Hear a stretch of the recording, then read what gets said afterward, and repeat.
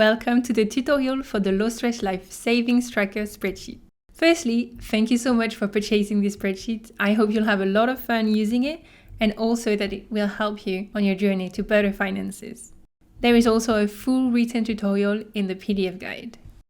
First thing first, you can access your spreadsheet by going to the first page of the PDF guide and by clicking the link with your preferred date format. This will take you to Google Sheets, where you should click File on the top left menu and then Make a copy.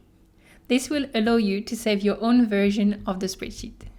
Now that you have your spreadsheet ready, let's look at each of the tabs.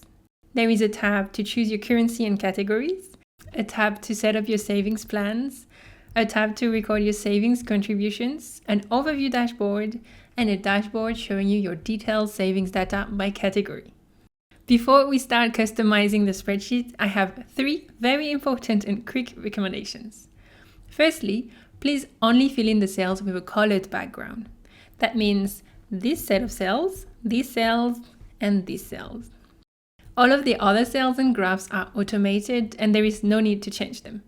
You'll actually get a warning if you try to change one, so just click on Cancel to continue. Secondly, please do not cut and paste any part of this spreadsheet. Simply copy and paste the data and then erase the initial data if necessary. Cutting and pasting will cause problems with the spreadsheet's automated calculations. Please also avoid adding or deleting rows, as this can also cause problems. Now let's move on to using your spreadsheet. The first very straightforward step is to write your currency in this cell. It will then update throughout the whole spreadsheet. Next, write down the names of your savings categories. There is space for a total of 20 categories, but there is no need to fill out all of them.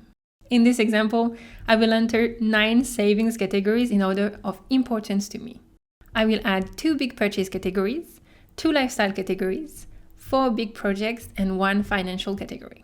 To give you inspiration for your own savings categories, here is a list of examples. You can screenshot them for later or find them in the PDF. Please make sure not to use the same names twice for your categories. Now onto the fun part. You can match an icon from the icon library on the right to your savings categories, and this will then update automatically throughout the spreadsheet. Simply select a cell with an icon in it, copy by using Ctrl+C, then select the cell next to your category and paste Ctrl+V. The final step is to check the box next to all the categories that you would consider long-term. For example, retirement savings, a mortgage deposit, emergency funds, or savings for a baby. The date you aim to achieve these goals are much further off in the future than shorter-term savings like holidays. For the next tab, it's time to plan your savings. For each category, enter your savings goal and start balance, the amount you have already saved towards this goal. Next, fill in the start date and the goal date. Please choose the first of each month for both of these. More often than not, the start date will be the month you are currently in, and you can easily duplicate this date by using Ctrl+C and Ctrl+V.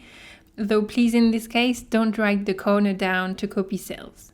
You might also have a start date in your future. For example, I will start to save for Christmas in May of next year. Now that everything is filled in, you can see the results in the columns on the right. The monthly contribution is the average amount you would have to contribute each month. For my Christmas fund, it is $80, and this contribution is split over the number of months between your start and goal dates, 7 months in my case. To visualize what these savings contributions will look like in the future, you can use the totals and graphs on the right. I can see I plan to save $8,178 in the next 12 months and $111,560 in total. I can also check the next 12 months of monthly contributions to make sure I can afford to save this much each month. For example, after a look at my income, I realized that I won't be able to save this much in December. So I will adjust the goal date of my book's savings to 5 months later. And now the contribution for December is at $976. Perfect. Finally, the last graph shows savings totals based on your savings goals, and these include the start balance. They are the amounts you will have in savings at the end of the next 12 months or when you have completed all of your savings goals. And with all of this set up, there's only one more tab to deal with to track your savings over time, and that's the Transactions tab. This tab is where you will input the date, the category, and the amount for each monthly contribution towards your individual savings goals. To fill in the date cell, you can write the date normally, or you can double-click inside the cell and choose the date in the small pop-up calendar. I have just started contributing to my summer holiday savings category this month and will input my monthly contribution of $375.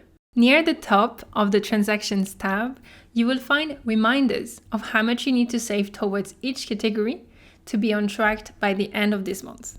For example, if you missed last month's contribution of $50, the amount shown this month will be $100, as you still need to pay last month's contribution and this month's contribution to catch up. Once you're back on target, the reminder for that category will disappear, allowing you to focus on any you have missed. In some cases, you might see a reminder of $0.00 to be on target. This is not an error, it just means that there is a very, very small amount below 1 cent that is missing from this category. If this happens, simply add an extra cent to your last contribution towards this saving category, and the reminder will disappear. Also, it is important to not list transactions on dates that are outside of your planned saving period for that category. My Christmas savings are from May to November, so I shouldn't add any contributions in April before this period starts, unless I change the savings plan date to allow for this. Also keep in mind that if you add a contribution with a future date, that this will only show up as a contribution in the Savings Overview tab when that future date arrives. If you want to delete a row, please do not delete everything in one go. Instead, delete data one column at a time to avoid deleting the icon and currency formulas. Looks like I forgot to write in a savings contribution that happened before the last transaction in the list. No problem at all. You can press Ctrl and the down arrow to skip down to where the last savings contribution was added.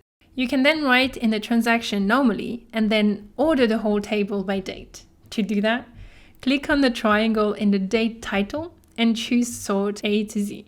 A window will pop up, but this time you can click OK because this won't cause any problems.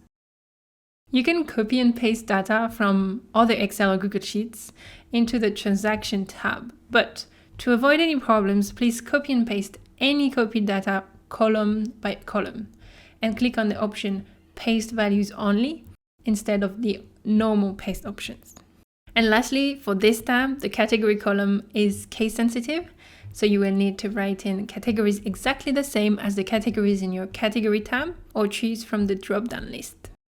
The more you add to your Transactions tab, the more your Overview tab will come to life. In the Overview tab, there are two sets of data for you to review: your all-time savings progress and your savings progress for the last 12 months. The top part of the tab shows a summary of your all-time savings progress. You will see, for example, your total progress and your current savings status. Right now, I am behind by $343.15 because I haven't input some of the monthly contributions for this month yet. You will also see the number of completed projects and the number of months left until you reach each of your savings goals. This includes the number of months between this current month and the final date for the savings goals that stretches the furthest in the future. The next table shows a summary of each savings category with their progress and current status. There are 4 status notifications: pink when you are behind target, yellow when you are perfectly on target, green when you are above target, and purple if you have fully completed your savings goal. To the right, you will see a breakdown of the total contributions, excluding the start balance, and another graph will show the same but including the start balance. The last all-time part will show the long-term versus short-term savings data, as well as the total accumulated contributions per month. This will obviously look better when many months have passed. And finally, the last part of this tab will show the last 12 months of results. You will be able to compare your goals and the actual amounts you saved, breakdowns of your savings amounts, and another long-term versus short-term savings overview. Last but not least, in the Savings by Category tab, you will see the data for each category with a graph depicting the goal versus actual results for each savings category over the last 12 months, including, of course, this current month. Underneath, you'll find the details for each month. The month you are currently in will be highlighted in yellow, and the difference between your goal and your actual amount for each month will be highlighted in pink if negative, yellow if you're on target, and green if you are over target. To view the other savings categories, simply scroll the page to the right. Before you embark on your savings adventure, here are a few best practices to help you get the most out of your new spreadsheet. To get the best performance of your spreadsheet, please use Google Chrome as your browser. If you would like to change the size of a graph, because for example it's not showing the names of your categories properly, then double-click in the middle of the graph and use the white boxes to resize it. If you would like to see more of the spreadsheet, you can hide the Google Sheets information menu with this arrow. Full screen mode will allow you to see even more of the spreadsheet, and you can do this by pressing F11 on a PC and Ctrl-Command plus F11 on a Mac. Pressing the same keys will exit full screen mode. If you delete an icon from the spreadsheet or can't find it, first download the spreadsheet again from the PDF, and then right-click on the Categories tab, click on Copy to, and then Existing Spreadsheet. Select the spreadsheet missing the icon and click on Insert. You will now have a new Categories tab in your spreadsheet that you will find on the right of all the tabs. From this tab, you can copy the previously deleted icon to your current Categories tab. Thank you so much again for purchasing this spreadsheet and supporting my store.